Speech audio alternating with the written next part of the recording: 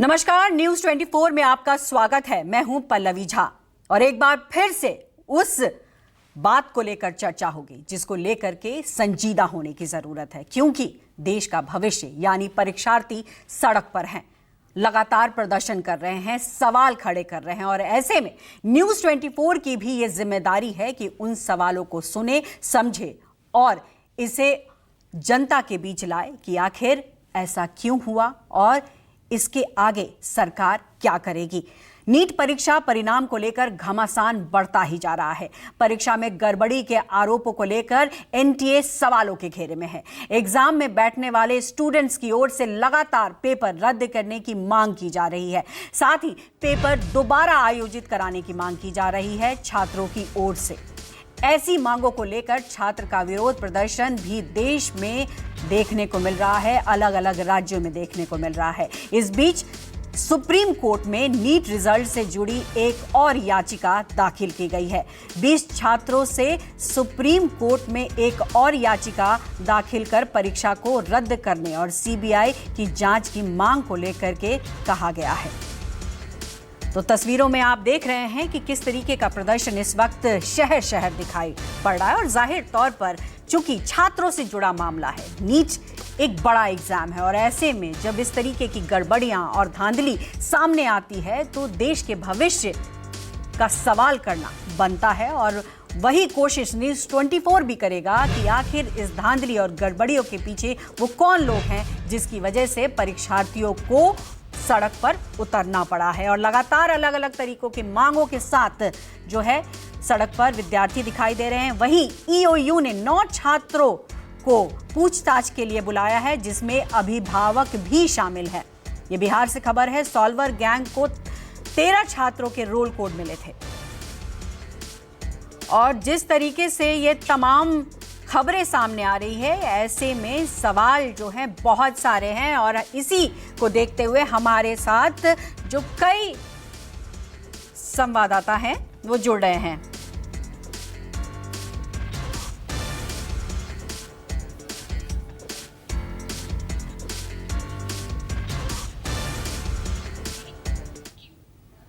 तो गंभीर मामला है और इस गंभीर मामले को समझने के लिए आप टीवी स्क्रीन पर देख सकते हैं कि इस वक्त कई जगहों से हमारे संवाददाता जुड़ चुके हैं। न्यूज रूम से प्रभाकर मिश्रा हमारे साथ जुड़े हैं जो कि कानूनी मामलों के जानकार हैं। साथ ही साथ पटना से सौरभ जुड़ रहे हैं, भूपेंद्र गुजरात से जुड़ रहे हैं, तो तस्वीरों में आप देख सकते हैं, और विपिन जो हैं वो भोपाल से जुड़े हुए हैं हमारे साथ।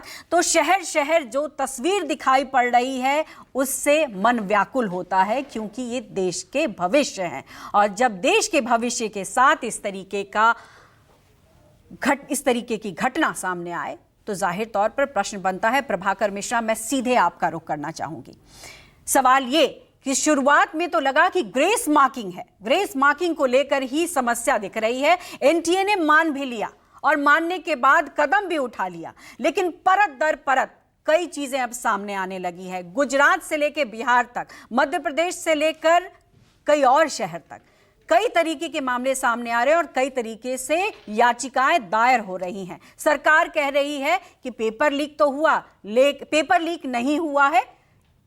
ग्रेस मार्किंग को लेकर सवाल है, आगे क्या, कोर्ट में क्या कहेंगे? सवाल तो यह है और सबकी नजरें भी वहीं टिकी है कि कोर्ट आगे किस तरीके का रुख अपनाती है। देखिए, एनटीए ने एक सवाल का जवाब देने की कोशिश की। ग्रेस मार्क्स को लेकर के जो सवाल थे उसको जब मामला सुप्रीम कोर्ट में गया तो एनटीए ने यह कह दिया कि ग्रेस मार्क्स को लेकर गड़बड़ियां हुई थी। वो भी पहले एनटीए लगातार कह रहा था कि ग्रेस मार्क्स जो 1563 स्टूडेंट्स को दिया गया वो बहुत ही साइंटिफिक तरीका था। वो भी उस समय भी एनटीए मानने को तैयार नहीं था कि ग्रेस मार्क्स में कुछ गड़बड़ी हुई है। लेकिन जब मामला कोर्ट गया तो कोर्ट के कुछ कहने के पहले ही एनटीए की तरफ से जाकर कोर्ट में कह दिया गया कि माय लॉर्ड, ग्रेस मार्क्स में गड़बड़ी हुई है और एनटीए ने ही फैसला ले लिया। इसमें अदालत को ऑर्डर देने की कोई जरूरत नहीं आई। एनटीए ने खुद फैसला कर लिया कि जिन बच्चों को ग्रेस मार्क्स दिए गए हैं उनको हम दोबारा एग्जाम देने का विकल्प देंगे। लेकिन पल्लवी, जो महत्वपूर्ण बात है कि 5 मई को जब परीक्षा जिस दिन हुई थी उसी दिन ये खबर आई कि परीक्षा का पेपर लीक हो गया है। पटना में बाकायदे एफआईआर दर्ज हुआ, गिरफ्तारियां हुई और उसके बाद शहर शहर से उसके तार जुड़ते गए। उसमें फिर राजस्थान का नाम आया, उसके बाद उसमें गुजरात का नाम आया। गुजरात की खबर जिसमें सुप्रीम कोर्ट ने कल नोटिस जारी किया है कि एक ऐसा मामला जहां गोधरा में एक सेंटर पर, एक स्कूल पर सेंटर के लिए बच्चों से 10-10 लाख रुपए लिए गए कि यहां पर आपका हम सेंटर करा देंगे, यहां पर आप परीक्षा देंगे और आपकी फिर सफलता सुनिश्चित है। और इस तरह से वहां पर भी गिरफ्तारी हुई, एक टीचर की गिरफ्तारी हुई, उसके अलावा 4 और लोगों की गिरफ्तारी हुई। 10-10 लाख जिन बच्चों से लिए गए थे, 26 बच्चों के रिकॉर्ड उस टीचर के पास से प्राप्त हुए। OMR सीट में गड़बड़ियां आई, तो ढेर सारी गड़बड़ियों की शिकायत। लेकिन पहले दिन से, जिस दिन परीक्षा हुई और पेपर लीक की खबर आई, उस पहले दिन से लेकर और अब तक NTA ये मानने को तैयार नहीं कि कोई गड़बड़ी हुई है। अदालत में ग्रेस मार्क्स को लेकर के अपना फैसला उन्होंने बदल लिया। ग्रेस मार्क्स जिनको दिया गया था उनको दोबारा परीक्षा दिलाने के लिए तैयार हो गए। लेकिन अभी भी जब सरकार नई बनी और नए शिक्षा मंत्री ने पदभार ग्रहण किया तो उनका पहला स्टेटमेंट था कि कुछ नहीं हुआ है, पेपर लीक नहीं हुआ है। पेपर अगर लीक नहीं हुआ है तो पटना में जो FIR दर्ज हुई, पटना में जो गिरफ्तारी हुई, वो किस बात की हुई? ये मुझे लगता है कि सब लोगों के मन में सवाल होगा। बिल्कुल, और यही अब सवाल तो भी ये है पल्लवी, और अब यही तो सवाल भी है जो मैं आपसे करना और समझना चाह रही थी कि जब जगह जगह से इस तरीके से खबरें आ रही हैं, सबूत भी मिल रहे हैं, FIR की भी बात आपने कही और कोर्ट में याचिका भी है, बावजूद इसके सरकार मानने को तैयार नहीं है, तो ऐसे में सुप्रीम कोर्ट का रुख क्या होगा? देखिए, सुप्रीम कोर्ट ने एक सवाल का जवाब तो आ गया सुप्रीम कोर्ट में जाने के बाद, लेकिन अभी दर्जनों याचिकाएं आई हैं और याचिकाएं लगातार दायर हुई हैं और उसमें 2 मांग ही है। एक ये कि दोबारा परीक्षा कराई जाए और जो पेपर लीक की घटना है उसकी जांच कराई जाए। उसमें से जांच में या तो CBI से कराई जाए या कोर्ट मॉनिटर जांच हो। अब इस बात को ऐसे समझिए कि पटना में जो जांच हो रही है वहां पर अब आर्थिक अपराध शाखा ने यह कह दिया कि अभी जो सबूत मिले हैं ये बता रहे हैं कि इस बात से इनकार नहीं किया जा सकता, इस संभावना से इनकार नहीं किया जा सकता कि पेपर लीक नहीं हुआ। मतलब एविडेंस बहुत स्ट्रांग है। अब इसके बाद भी अगर शिक्षा मंत्री ये कहते हैं कि कोई पेपर लीक नहीं हुआ, फिर उसके बाद आकर कहते हैं कि बच्चों के साथ अन्याय नहीं होने देंगे, तो फिर सवाल यही आपका सवाल कि फिर होगा क्या? तो देखिए पल्लवी, सुप्रीम कोर्ट में मामला है, देश की सबसे बड़ी अदालत है, संविधान का रक्षक, फंडामेंटल राइट का रक्षक, ये सब कहा जाता है। और सुप्रीम कोर्ट के सामने वो सारी याचिकाओं में वो सारे तथ्य रखे गए हैं ये, और सुप्रीम कोर्ट कह भी चुका है कि नीट जैसी परीक्षा की पवित्रता को लेकर सवाल है। तो अगर जो बात कोर्ट ने कही है कि नीट जैसी परीक्षा की पवित्रता पर सवाल है, और ये मामला कोई 1, 2, 4, 5, 10, 100, 50 बच्चों का नहीं है, ये मामला करीब 24 लाख बच्चों का है, और 24 लाख बच्चों का मतलब होता है करोड़ों परिवार इससे प्रभावित होने वाला मसला है। ये बच्चों के भविष्य का मसला है, और ये बच्चे बहुत मैच्योर नहीं, अबोध बच्चे हैं जो अभी अभी कल तक उनकी माँ, उनके घर वालों ने उनका स्कूल बस्ता, स्कूल बैग पैक करके उनको स्कूल भेजा था। उनके जीवन की पहली परीक्षा थी, और उनके पहली परीक्षा में भी अगर उनके साथ अन्याय हो रहा है तो मुझे लगता है कि उनके साथ न्याय करने की बड़ी जिम्मेवारी देश की सबसे बड़ी अदालत की है। बिल्कुल, बहुत गंभीर और बहुत ही महत्वपूर्ण बात कही है आपने, क्योंकि देखिए जिस तरीके से आपने पूरी तस्वीर को समझाया है, और सही बात है, इतने अबोध बालक हैं और वो जब पहला कदम रख रहे हैं अपनी जीवन में आगे बढ़ने का, उसमें इस तरीके की घटनाएं सामने आ जाए तो जाहिर तौर पर बहुत सारे प्रश्न उठते हैं। इसलिए मैं रुक करूंगी, क्योंकि आपने गुजरात और पटना का जिक्र किया है, तो सबसे पहले मैं भूपेंद्र आपके पास आना चाहूंगी। बहुत ही महत्वपूर्ण सवाल इसलिए हो जाता है क्योंकि जिस तरीके से वहां खुलासा हुआ कि 10-10 लाख रुपए दिए गए कि आप मुझे वो सेंटर प्रोवाइड कर दीजिए, इसको लेकर के किस तरीके से जांच आगे चल रही है, और ऐसे में टीचर्स को भी वहां पता था कि कौन कौन से स्टूडेंट हैं, उनका रोल कोड क्या है, और उनके बारे में तमाम जानकारी उनके पास थी। यानी कहीं ना कहीं कई तार जुड़े हुए हैं। यह सिर्फ ग्रेस मार्किंग की बात नहीं है, इसमें बहुत बड़ा घपला हुआ है।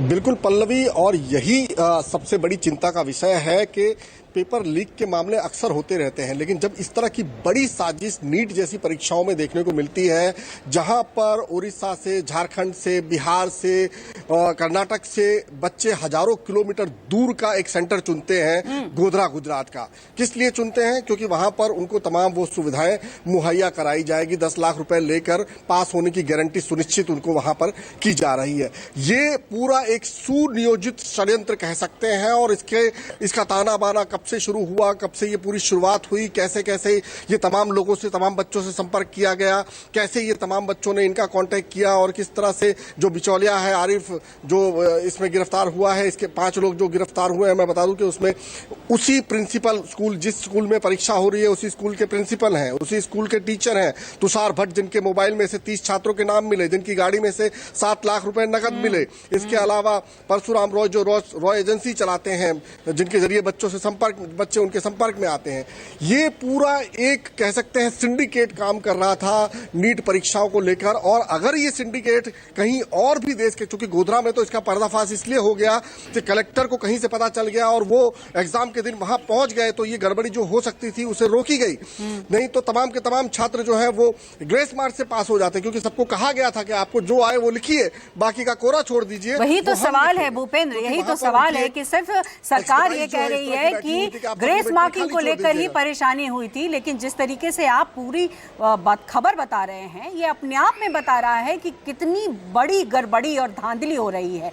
ऐसे में रुख मैं सीधे पटना का करूंगी, क्योंकि पटना से बहुत बड़ी खबर आ रही है। वहां जो तस्वीरें दिख रही हैं, आगजनी हो रही है, सड़क पर छात्र हैं और ईओयू ने 9 छात्रों को बुलाया है, अभिभावकों से पूछताछ कर रहे हैं। तो यानी कुल मिलाकर सिर्फ ये गुजरात, महाराष्ट्र या मध्य प्रदेश या बिहार की बात नहीं है, ये पूरे देश में फैलता जा रहा है। इसलिए मैं सौरभ आपका रुख करूंगी, किस तरीके से पूछताछ हो रही है, क्या कुछ सामने आ रहा है? क्योंकि ईओयू ने 9 छात्रों को बुलाया है अभिभावकों के साथ साथ।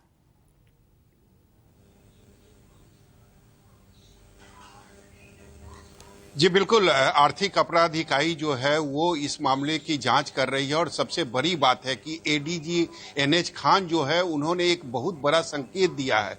उन्होंने कहा कि पूछताछ में जो जानकारी हमें प्राप्त हो रही है उसके आधार पर मैं यह कह सकता हूं कि ये जो मामला है ये पेपर लीक से ही जुड़ा हुआ है। निश्चित रूप से जो आयुष, जिनकी गिरफ्तारी पहले दिन यानी कि 5 मई को हुआ था, जब वो एग्जाम देकर बाहर निकले थे तभी उनकी गिरफ्तारी हुई थी। और जब अब उनसे पुलिस कर रही है तो उन्होंने पुलिस के सामने यह स्टेटमेंट दिया है कि 4 घंटे यानी परीक्षा से 4 घंटे पहले उनको प्रश्न पत्र जो है वह दे दिया गया था। और खेमनीचक, पटना में एक इलाका है खेमनीचक, वहां पर एक छोटा सा स्कूल है, उसी में 13 जो छात्र थे सभी को एक ही जगह पर रखा गया था। 4 घंटे पहले वहां पर प्रश्न पहुंचता है, सभी को उसका फोटो स्टेट दिया जाता है और उसके बाद वहां से सभी जो छात्र थे वो अपने अपने सेंटर के तरफ निकल जाते हैं। लेकिन इसकी जानकारी सबसे पहले पटना के शास्त्री नगर के थाने की जो पुलिस थी उनको मिली, कारण उसी इलाके में डीएवी स्कूल है और वहां पर सेंटर नीट का था और वहां पर कई जो छात्र थे वह परीक्षा दे रहे थे। वहीं पर एक डस्टर जो कि झारखंड नंबर का था, जो गाड़ी थी उसमें 5 लड़के थे और वो लगातार निगरानी कर रहे थे, लगातार फोन कर रहे थे। पुलिस को थोड़ी सी शक हुई, पुलिस उस गाड़ी के पास जाती है और पूछताछ करने लगती है। उसी दौरान जो गाड़ी पर सवार जो लड़के थे वो भागने लगते हैं। तभी जब उनको पकड़ा जाता है तब वो ये कह रहे थे कि हमने सेटिंग कराया है, हमने कुछ बच्चों का सेटिंग कराया है, जो हमारे बच्चे हैं वो नीट का एग्जाम दे रहे हैं। वहीं से यह कार्रवाई जो है पुलिस की वो शुरू होती है और एक एक करके पुलिस ने 13 लोगों को गिरफ्तार किया है। उसमें 4 छात्र हैं और 5 उनके परिजन हैं, बल्कि 5 उनके परिजन हैं। इसके अलावा 4 वैसे लोग हैं जो उन छात्र के परिजन हैं। हालांकि अब एक कदम आगे जो आर्थिक अपराध इकाई है वो एक कदम आगे जांच में उन्होंने बढ़ाया है और 13 जिनका उस जो गिरोह था, सॉल्वर गिरोह जो था, उनके पास जो 13 बच्चों का जो एडमिट कार्ड मिला है उसमें 4 बच्चों की गिरफ्तारी हो गई है, लेकिन 9 बच्चे अभी भी अपने अपने घरों में हैं। विडंबना तो है उन 9 सौरभ, ये बच्चों को विडंबना है आर्थिक कि देश के अपराधिकारी इतने ने बड़े एग्जाम नोटिस में भेजा है इस तरीके और की आर्थिक धांधली हो रही है, अपराधिकारी जिसको लेकर के छात्रों से भी सवाल किया जा रहा है, अभिभावकों को भी बुलाया जा रहा है, साथ ही साथ गैंग को भी देखा जा रहा है। मतलब कुल मिलाकर ये बड़ी विडंबना है कि इस तरीके से ये एग्जाम में इतनी बड़ी धांधली हो जाती है और सरकार फिर भी मानने को तैयार नहीं है कि गड़बड़ियां हुई हैं। और ऐसे में मैं भोपाल का रुख करूंगी। विपिन, हमने पटना को सुना, हमने गुजरात को सुना, हम लगातार अलग अलग राज्यों में तस्वीर देख रहे हैं। मध्य प्रदेश में भी कमोबेश वही हाल है, छात्र सड़क पर हैं, विरोध कर रहे हैं, वहां भी याचिकाएं दाखिल हो रही हैं। ऐसे में कैसे सॉल्व होगा ये प्रॉब्लम?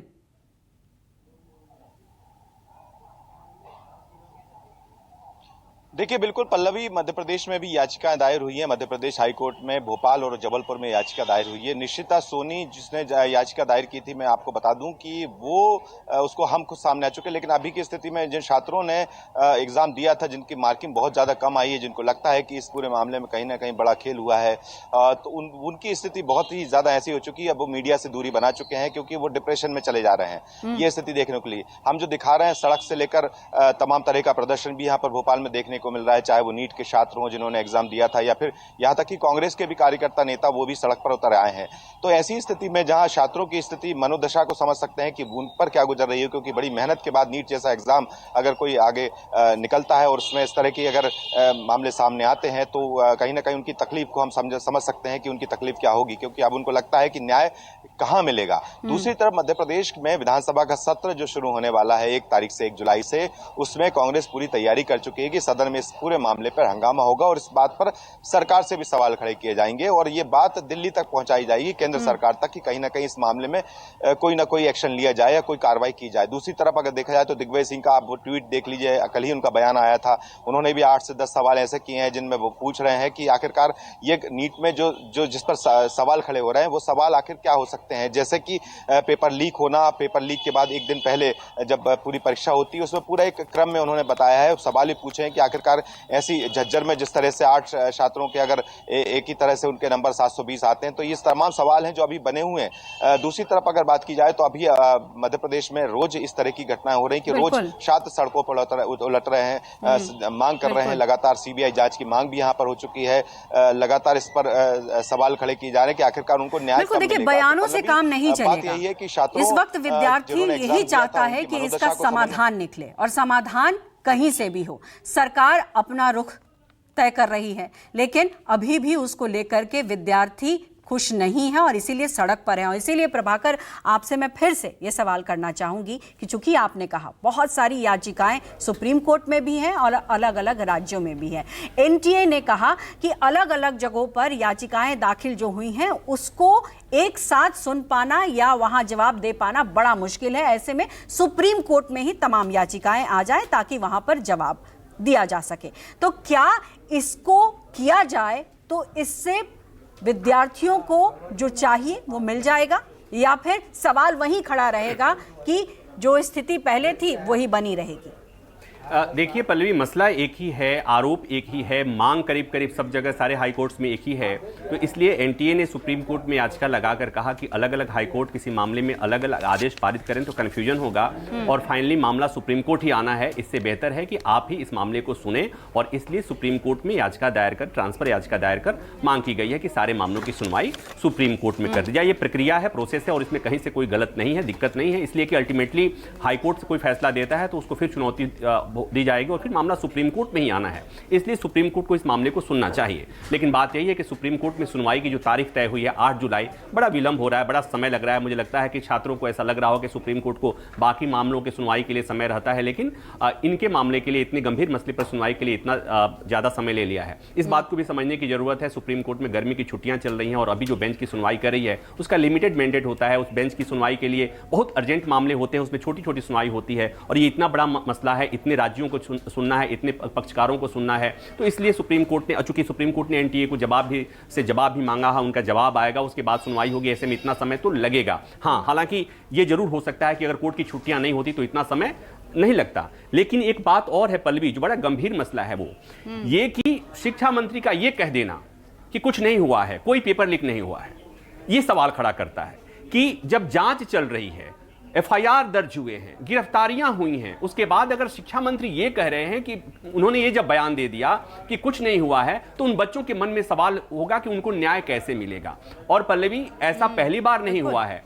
जब नीट एनटीए अस्तित्व में नहीं था, उस समय में भी इस तरह का आरोप लगा था, पेपर लीक हुआ था, और उस समय जब ये बात हुई, मामला सीधे सुप्रीम कोर्ट में चला गया और बहुत ज्यादा समय नहीं लगा। सुप्रीम कोर्ट ने सुनवाई की और उसके बाद से पेपर दोबारा री एग्जामिनेशन का आदेश दे दिया था और दोबारा एग्जाम भी हो गए थे। तो मतलब ये कि ऐसा हो सकता है और ऐसा हुआ है। लेकिन पल्लवी, जो बड़ा सवाल है, मैं एक गंभीर सवाल पे ध्यान दिलाना चाहता हूं कि शिक्षकों की भर्ती पेपर लीक, पुलिस की भर्ती पेपर लीक, एसएससी की परीक्षा पेपर लीक, नीट और जेई की परीक्षा पेपर लीक, अब बाकी क्या रह गया है? बाकी तो यही रह गया है कि यूपीएससी की परीक्षा का पेपर लीक होना ही बाकी रह गया है। यह अपने आप में बड़ा सवाल है, और सवाल इसलिए और जवाब की उम्मीद कम इसलिए कि जब तक व्यवस्था और सरकारें मानेंगी नहीं, जब तक सरकारें इस तरह से आरोपों को खारिज करती रहेंगी कि कुछ नहीं हुआ है, वो भी तब, मैं एक बार फिर कहूंगा कि जब आरोप लगे, जब चीजें आई, जब गिरफ्तारी पटना में हुई, उसी 5 मई को गिरफ्तारी हो गई, उसके बाद भी एनटीए ने कहा कि कुछ नहीं हुआ है। और अब जब जगह जगह से इस तरह के सबूतों के साथ इस तरह के चीजें हो रही हैं, अलग अलग जब एफआईआर दर्ज हुई, अलग अलग गिरफ्तारियां हुई हैं, तमाम तथ्य आ रहे हैं सामने, और जब जांच एजेंसी कह रही है कि इस बात की संभावना से इनकार नहीं किया जा सकता कि पेपर लीक हुआ है अभी तक, उसके बाद भी अगर एनटीए मानने को तैयार नहीं, सरकार मानने को तैयार नहीं कि पेपर लीक हुआ है, तो ऐसे में बच्चों को सुप्रीम कोर्ट से कितनी उम्मीदें रखनी चाहिए? क्योंकि देखिए, सरकार तो नहीं मान रही है, सरकार सिर्फ कह रही है ग्रेस मार्किंग में गड़बड़ी हुई है। बाकी जो भी तस्वीरें आ रही हैं, जितनी भी खबरें आ रही हैं, लगातार उसको लेकर सरकार से सवाल पूछा जा रहा है, शिक्षा मंत्री से सवाल पूछा जा रहा है, लेकिन वो तैयार नहीं है कि पेपर लीक हुई है। और ऐसे में जाहिर तौर पर उम्मीद तो कहीं ना कहीं सुप्रीम कोर्ट से टुकी है। तो कितनी उम्मीदें लगाएं बच्चे? देखिए, सुप्रीम कोर्ट से उम्मीद नहीं करेंगे तो और उम्मीद करने की कोई गुंजाइश और कोई जगह है नहीं, इसलिए सुप्रीम कोर्ट से उम्मीद करनी चाहिए। और सुप्रीम कोर्ट में एनटीए को ढेर सारे सवालों का जवाब देना है। मसलन हाई पावर कमेटी बनी है जो इस मामले की जांच कर रही है, उसमें एनटीए के प्रमुख हैं, वो उसमें शामिल हैं। तो मतलब जिस पर आरोप है, जिसको सफाई देनी है, वही उस टीम का मेंबर है, वही उस टीम को हेड कर रहा है, तो अपने आप में सवाल है। तो ये बात सुप्रीम कोर्ट पूछेगा। सुप्रीम कोर्ट ये पूछेगा कि किसी गोधरा में किसी पर्टिकुलर सेंटर के लिए बच्चों से पैसे लिए गए, उस पर आपको क्या सफाई देनी है। सुप्रीम कोर्ट ये पूछेगा, सुप्रीम कोर्ट में ये जवाब देना होगा एनटीए को कि 5 मई को जब एफआईआर दर्ज हुआ, 5 मई को जब गिरफ्तारी हुई और जांच इतना आगे बढ़ गया, उसके बाद भी आप ऐसा कैसे कह सकते हैं कि पेपर लीक नहीं हुआ है। तो ढेर सारे सवाल हैं जिनका जवाब। और एक बात और पल्लवी, कि सड़क पर जवाब देना, मीडिया के सामने जवाब देना, ऑपोजिशन के सवालों का जवाब देना आसान होता है। सुप्रीम कोर्ट में जब जवाब देना होता है तो हलफनामे के फॉर्मेट में देना होता है, एफिडेविट के फॉर्मेट में देना होता है, और वहां पर कुछ भी जवाब नहीं दे सकते। और यही वजह थी कि जिस ग्रेस मार्क्स व्यवस्था को साइंटिफिक कह रहा था, बताया जा रहा था एनटीए के द्वारा, जब मामला सुप्रीम कोर्ट में गया तो सुप्रीम कोर्ट के कहे बिना एनटीए ने कह दिया कि माय लॉर्ड, वो व्यवस्था गलत थी, ये ग्रेस मार्क्स गलत दिया गया था, हम उस व्यवस्था को बदल रहे हैं, हम दोबारा एग्जाम कराएंगे जिनको ग्रेस मार्क्स दिया गया है। तो पल्लवी, इसलिए मैं कह रहा हूं कि उम्मीद है कि सरकार के लिए रास्ता आसान नहीं है। सुप्रीम कोर्ट में उन्हें जवाब देना पड़ेगा इन तमाम तस्वीरों को लेकर, और ये जो तमाम जो जानकारियां सामने आ रही हैं उसको लेकर जवाब उनको देना पड़ेगा। लेकिन मैं सौरभ आपका रुख करना चाहूंगी, क्योंकि पटना में लगातार हम तस्वीर देख रहे हैं, बहुत ज्यादा विद्यार्थी वहां पर आक्रोशित दिखाई पड़ रहे हैं, और ऐसे में ईओयू ने एनटीए से जो ओरिजिनल पेपर है उसकी मांग की थी, क्योंकि कहीं ना कहीं उनका यह कहना था कि कुछ ऐसे पेपर्स मिले हैं उनके पास जो जले हुए हैं और वो मैच करना चाहते हैं। तो क्या एनटीए की तरफ से ओरिजिनल पेपर उन्हें प्रोवाइड कराने की जो बात कही गई थी वो हो रही है, या आगे किस तरीके से ईओयू काम करेगी, किस तरीके से और जानकारियां जुटाने की कोशिश करेगी? सौरभ,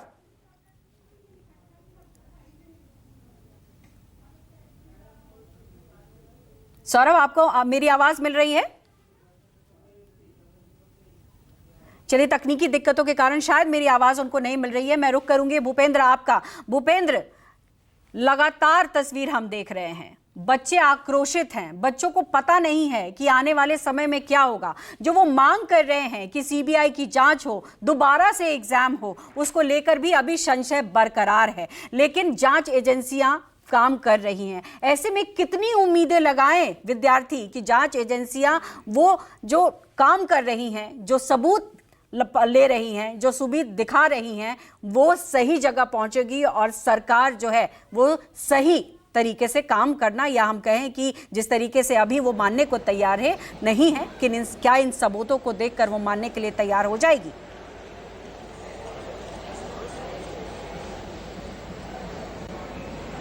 बिल्कुल पल्लवी, मानना पड़ेगा। जैसा कि प्रभाकर ने भी बताया कि सुप्रीम कोर्ट से ही उम्मीद की जा सकती है। और गोधरा की अगर मैं बात करूं, गुजरात की अगर मैं बात करूं, तो यहां तो कॉन्क्रीट चीजें हैं सामने, जो कि कलेक्टर ने खुद पकड़ा है, रंगे हाथ पकड़ा है। वहां पर 7 लाख रुपए बरामद किए हैं। मोबाइल में से 30 छात्रों के नाम मिले हैं, उनके नंबर्स मिले हैं, उनकी सारी चीजें मिली हैं, और ये 5 गिरफ्तारियां हुई हैं। तो ये तमाम चीजें इशारा करती है कि सब कुछ ठीक ठाक नहीं है, कहीं ना कहीं कुछ गड़बड़ी है, इस एक बड़ी साजिश रची गई है।